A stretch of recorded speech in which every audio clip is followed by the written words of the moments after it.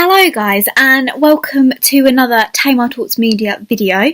This particular video that you are now about to watch, please do prepare yourselves. I'm very grateful. So as I was saying, this video you're about to watch is basically a bit of my research into the Chelsea Smile, which I'm doing for brainstorming really for my plot.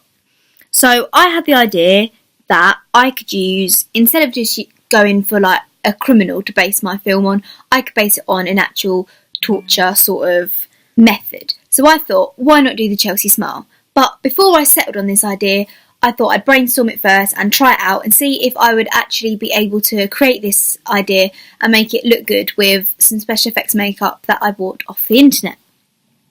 So in this video, I'm basically going to be explaining to you my findings on this, and I'll be showing you some clips and some pictures, and it's just all going to be very, very lovely. So let's get on with it. So the first thing I'm going to be showing you, and I am showing you now, is this lovely video of me with the final makeup on, just sort of showing you now the left side. I've shown you the right side, and as you can see, the makeup, in my opinion, is very bumpy and pasty and doesn't really look very good. Certain bits of it, like as you can see in the creases, I think look quite, as you see in this close-up now, they do look quite realistic, but I feel the bumps in the skin that you can see, which is actually the silicone wax, doesn't look very, not original, but very, realistic. So as you can see now, moving about with the Chelsea Smile, it does from far away look sort of realistic until you turn to the left side. I would probably have to either get someone who is better at special effects makeup than me, or I would have to do a lot of practicing with it, as I used, what stuff did I use? I used silicone wax, eyeshadow, lovely smile there, eyeshadow, and lots of different fake bloods. See, I think from far away it does look quite good. As you can see here, it does look a little bit realistic, but when you do zoom in closer, and as I've said before, look at the left side, I think it does look very, not tacky, but it just looks like what it is, just makeup, and it's very peely, where I've obviously had to rub the wax in. It does it very, if you look just under the right side of my lip, it does it very peely, and round the corners of my face.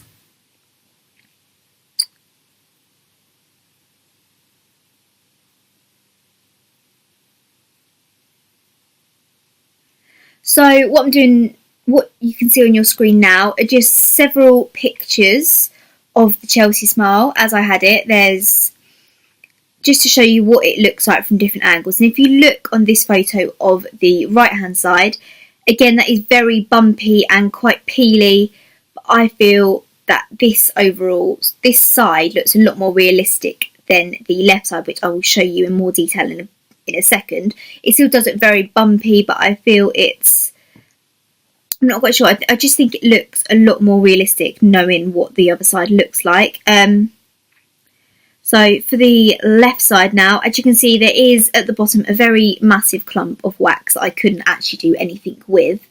And that just completely ruins the look for me, I think. And the fact that you can sort of see where I've spread the wax out and I've got a lovely bit of hair stuck in there. But I do feel if you look in the centre, I feel that bit there with the black and the red and the blood coming out, I do think that looks okay. But still, I just don't think this looks very realistic, and I think if I was to use this, it might look a bit tacky if I was to do it like this again. Moving on to the front view now. I've got a closer up one than this. So from far away, I think it does look okay. It's not the best in the world, but obviously it was my first go. I don't think you'd be able to tell straight away what it was, though. You wouldn't be able to go, oh yeah, that's a Chelsea Smile just by looking at it. So if you look at the closer up one now, you can see lots of gaps, and you can see where the wax has been placed, and it just doesn't look very appealing, which obviously is not what it's meant to do, but it doesn't look as clean and as well done as it could do if I was a professional. And what I've also done is I also took some photos in black and white of the Chelsea Smile that I did, just to show you all really what it would look like in a different filter if I was to make my film black and white or something, if I was to use this idea. I feel that black and white does do it a lot more justice than having it in normal colour. So if I was to use this idea, I probably would use a black and white filter on my film, just to add, I don't know, make it look a bit different. Again, though, you can still see on the left side, on the left side you can still see the lump. If you can see in this photo, you can definitely still see the lump, but as due to its black and whiteness, you can't see it to its full effect. It does look a lot better. However, you can still see the pastiness of it, especially in these next few images, especially this full frontal one. You can see just how it is sort of peeling off my skin already. This one makes it look a lot, I think this particular photo does look a lot more realistic than the other photos I've got, but I think that is possibly just down to lighting and the angle that I've taken this photo at. So again, if I was to use this for my actual trailer idea, I would probably have to be very careful of the lighting and the angles and the camera shots that I was using on the actor or actress. But yeah, I've also used, there's two different types of black and white I think I've used. There's a more bluey one and a more sort of faded one, and I do feel that the bluer black and white does show up the pastiness a lot more because it's a lot more sharper. As you can see in these few photos that I'm showing you now from every angle, it does look a lot more pastier, and you can see a lot more of what has been put on my face, whereas with the previous black and white photos it just looked pasty, and it just, I don't know, I just think this sort of black and white looks a lot better than the other black and white did, really. No, the paler black and white looks a lot better than the bluer black and white.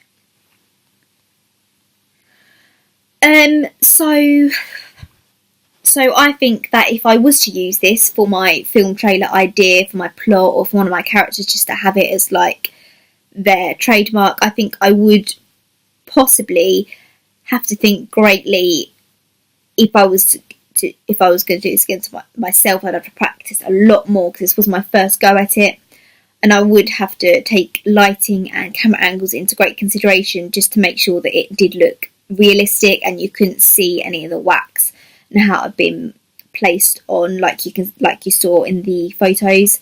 Another thing I might possibly do was, if I was to use this idea, I might actually put it into a black and white, which would be a different element to a crime film, because usually you don't get crime films in black and white, apart from obviously the originals. And I just feel like, because as my audience research discovered that people like the classic films a lot more, them classic films, however, are not black and white, so this could make people more interested as it is in black and white. But then again, it could put people off. So if I was to do this, I would have to do a little bit more audience research into it. So, yes. Well, they are my findings on the Chelsea Smile idea. After I've done all of my plot brainstorming, I will put it into a conclusion, obviously, to tell you what one I've chosen, why I've chosen it and everything. So until next time, I will see you lot later, probably most definitely in another video, and if not, you can read me on another blog post. So yeah, I hope you enjoyed this video, and until next time, I shall see you lot later. Goodbye.